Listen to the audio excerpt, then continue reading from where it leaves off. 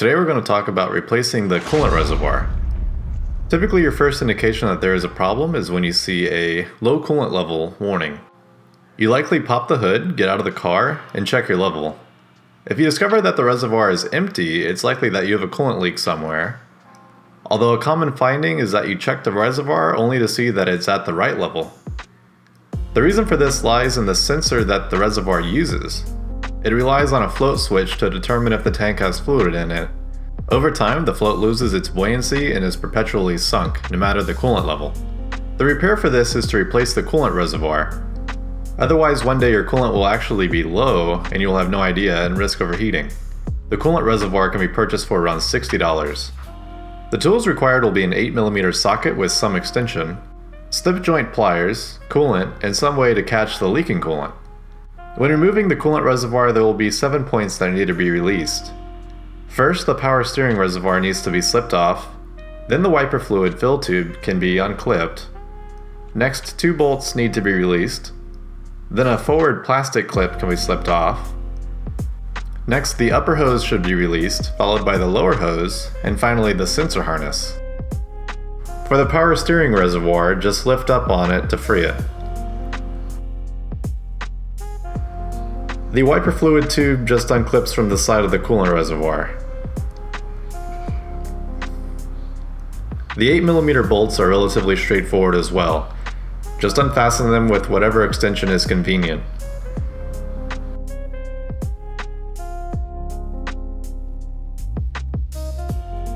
This is how it should look once the first 3 items are removed.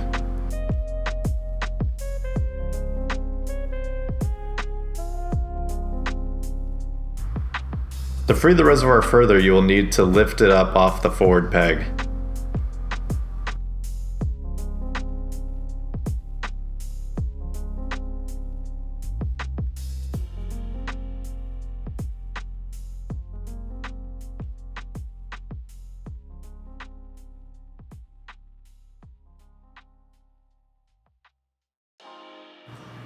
Here we have a diagram of the fluent flow through the cooling system. To further free the reservoir, we will need to remove an upper and lower coolant hose. In an ideal world, we would use a fluid pump like this to remove coolant and prevent spills. However, with the baffles inside the reservoir and the orientation of the hoses, there doesn't appear to be a practical way to do this. So set yourself up some way to catch the wasted coolant under the vehicle. Next, grab your pliers and remove the upper hose. Rocking back and forth will help free the hose from the reservoir.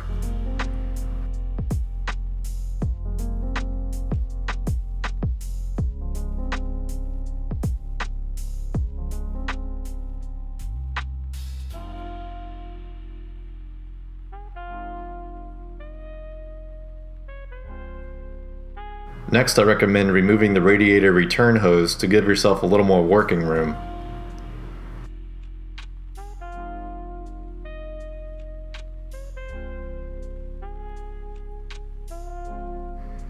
Looking in from the passenger side, you will see the lower hose outlined here. Forward to that is the sensor harness, which will be removed last. I had success with approaching the hose clamp from the side like this. Removing the bottom hose is the most difficult part of this job, but it's doable.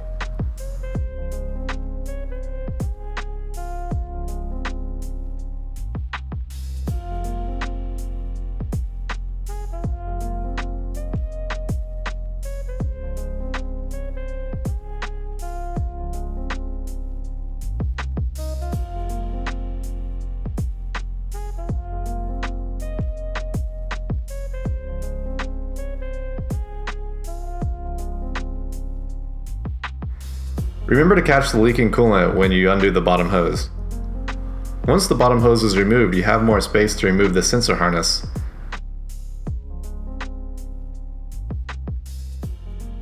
Press in on the underside of the sensor and you will feel an easy to release clip.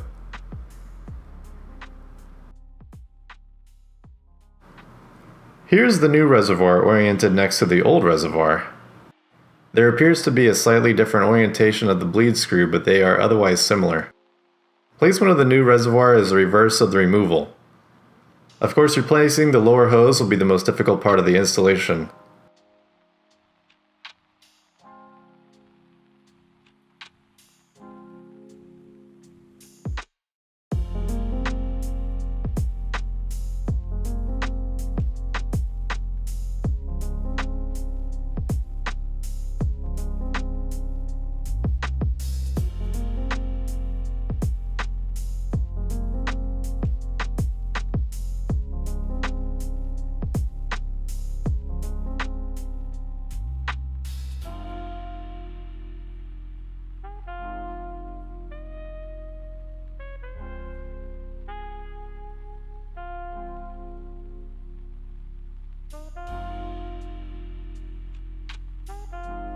Don't forget to replace the radiator return hose as well.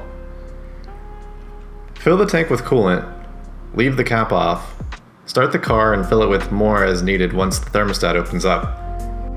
You may need to do this a few times until the coolant level becomes steady in the reservoir. The coolant level should be between the marks on the reservoir if the engine is cold, and the coolant should be about 30 millimeters above the high mark if the engine is hot. That's it for this video. Please leave a comment if you have any questions regarding this repair. I make Range Rover Sport and LR3 repair videos as issues pop up, so don't forget to subscribe so you don't miss out on any simple fixes that could end up saving you thousands over the dealer. Have a good one.